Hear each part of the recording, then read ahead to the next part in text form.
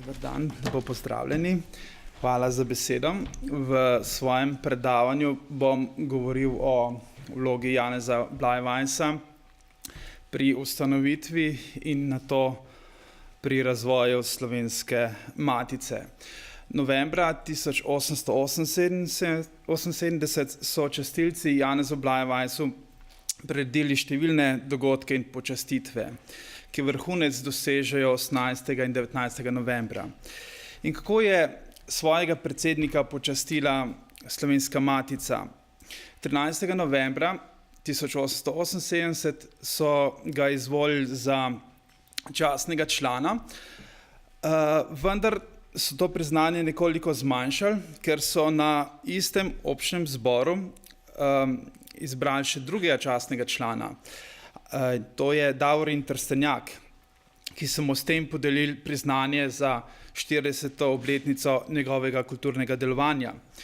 Trstenjak je sicer izjemno pomemben za razvoj Slovenske matice, vendar neprimerno manj kot Janez Blajvajs. Ampak to je bila društvena realnost 70. let, še posebej pa po velikem sporu iz leta 1872. Nekako v Blajvajsovo zadoščenje so bili živi oklici, ki jih Trstenjak ni dobil, in tudi posebej lepo izdelana diploma ter priznanje, da je zaslužen za notranjo pomiritev v društvu Slovenska matica. Po Blajvajsovi smrti se vodstvo društva v nasprotju s takrat utečeno prakso ni odločilo za kakšno posebno veliko obeležitev, kot denimo za Edwina Henrika Kosto, za katerega so izdali posebno knjigo. Njegov naslednik, eden izmed glavnih organizatorjev počastitve njegove 70. letnice, Peter Graseli, se zato ni odločil iz več razlogov.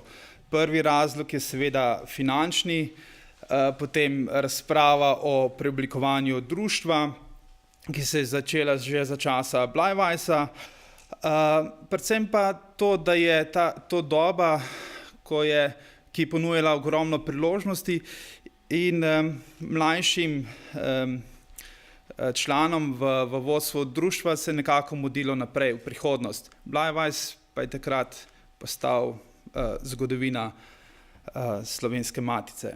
Naslednja velika priložnost za obeležitev Janeza Blajvajsa v društvu je bilo praznovanje 100. obletnice rojstva. Vendar se je takrat predsednik matice Fran Ilešič odločil, da bo dal prednost praznovanju 400. obletnice rojstva Primoža Trubarja, zato je bil ta projekt simpozija in tudi izdaje knjige postavljen nekoliko na stranski tir in je zbornik potem išel naslednje leto 1909. leta. Prvo poglobljeno oceno o Blajvajsovi vlogi pri Slovenski matici sta izdelala Milko Kos, zgodovinar, in veterinar Franc Zavrnik. To sta pa objavila v Stanojevičevi enciklopediji. In kakšne so zasluge Janeza Blajvajsa za Slovensko matico, oziroma kdo je dejansko ustanovil društvo? Oblikovali so se trije pogledi. Prvi pogled je recimo Blajvajsov, ki je objavljen v koledarju v letu 1866, ki zasluge pripisuje Lovru Tomanu in posredno tudi sebi. Drugi pogled je Vošnjakov, ki pomemben del zaslug za ustanovitev društva pripisuje mariborskim čitalničarjem. In potem je še tretji pogled literarnih zgodovinarjev, ki pomembno poudarjajo vlogo Frana Levstika, ki naj bi svojim člankom, dejansko Budico, v časniku Naprej izzval slovenske rodoljube, da so se odločili za ustanovitev društva Slovenske matice. Po moji oceni gre za kombinacijo pač mariborske pobude, ki je, mariborski čitalničarji so namreč zbrali denar, pripravili pravila in ta pravila so in denar in pravila so poslali v Ljubljano, Bleiweissu s prošnjo, da naj nadaljuje nabiralno akcijo in potem tudi poskrbi za potrditev teh pravil. Pravila so bila potrjena 4. februarja 1864 s pristavkom, da je določene člene treba nekoliko spremeniti. Dokončna potrditev je pa nato sledila 8. junija 1864. Prva seja opravilnega odseka, ki so ga sestavljali Janez Bleiweiss, Edwin Henry Costa, Leon Vončina in Lovro Toman, kot tajnik pa Fran Levstik, je potekala 11. aprila 1864. V društvu so v opravilnem odseku so pričakovali precejšen naval na društvo. Zato so se odločili za natis pravil v 2100 izvodih. Vendar so kmalu ugotovili, da so bili preveč optimistični, saj je do septembra 1864 pristopilo zgolj 300 članov, zaradi česar so pač odložili sklic občnega zbora. Nato pa so tudi po nasvetu Janeza Bleiweissa sprejeli dva ukrepa, ki sta pomembno prispevala k pridobivanju novih članov. Prvi ukrep je pridobitev podpore ljubljanskega škofa, ki je v pastirskem pismu oktobra 1864 priporočal pristopanje k Slovenski matici in tudi omogočil, da so dekani postali poverjeniki Slovenske matice. Drug še pomembnejši dejavnik pa je obljuba novim članom, da bodo, če pristopijo do konca prvega leta, da bodo dobili Kozlerjev zemljevid.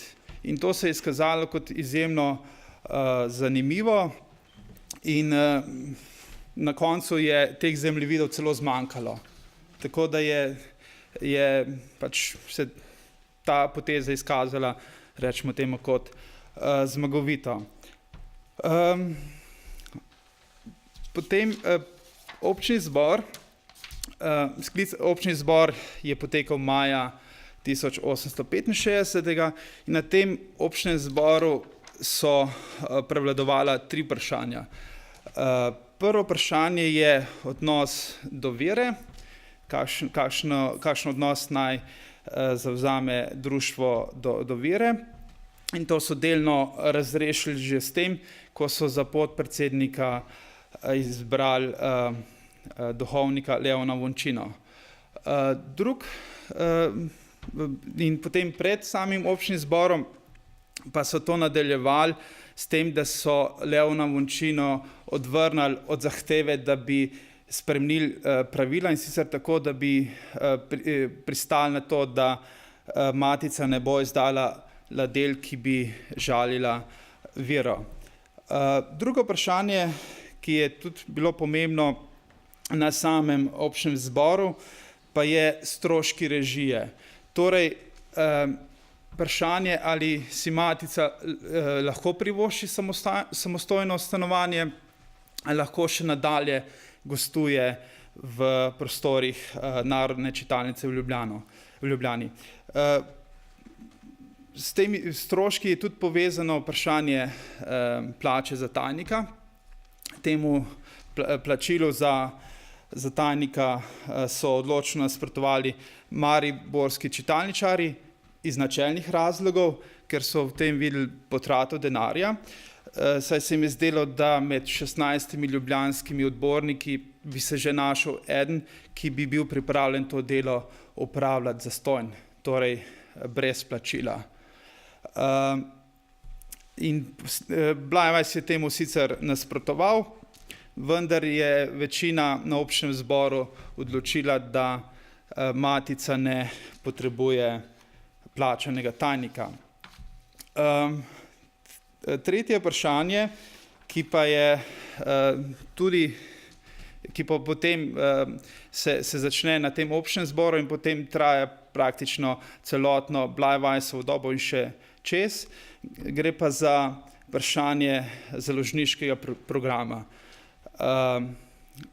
Tukaj so se sprva so kritiki Bleiweissu učitelj, da poskuša v društvu uveljaviti noviški slog, torej da želi v društvu, katerega namen je gojiti znanost, objavljati tekste podobno kot so ti objavljeni v novicah. No in ta razprava se kasneje tudi nadaljuje v 70-ih, ampak o tem več v nadaljevanju. Rad bi govoril tudi o velikem pretresu v društvu Slovenska Matica, ki se zgodi v letih 1872-1874, ki je sicer povezano s širšim političnim dogajanjem v Slovenskem narodnem taboru, ima pa tudi uporišče v samem društvu. V društvu je to vprašanje, ki je izzvalo razdor, se pojavi v letu 1871, ko skupina odbornikov predlaga, da bi Matica razmislila o ustanovitvi lastne tiskarne. In vodstvo se odloči, da pridobi obrtno dovoljenje, in to mine brez kakršnega koli nasprotovanja. Potem, ko pa opravijo skrben pregled Blaznikove tiskarne, se pa pač pojavijo prvi pomisleki zoper ustanovitev matične tiskarne. Ta krog, ki je nasprotoval ustanovitvi matične tiskarne, je namreč pričel z ustanavljanjem lastne tiskarne, narodne tiskarne, in so v tej matični tiskarni videli pač svojo konkurenco. Bleiweiss je pa ravno to poudarjal, da je tiskarstvo obrt, torej da tudi če si tiskarna nadene naziv narodna, to še ne pomeni, da ne išče zaslužka. To še ne pomeni, da lahko preživi brez dela. In to v bistvu vprašanje se pač rola najprej na občnem zboru marca 1872 in se potem nadaljuje na matičnem odboru septembra 1872, ko večina odbornikov glasuje za nadaljevanje postopka pridobitve tiskarne, vendar ne dosežejo dvotretjinske večine. Rezultat je 15:8. Zato se ta napetost, ki se tukaj ustvari, seli na naslednji občni zbor, ki poteka en mesec kasneje, in obe strani poskušata zmagati na volitvah. In takrat se prvič zgodi, da obstajata dve kandidatni listi za odbor.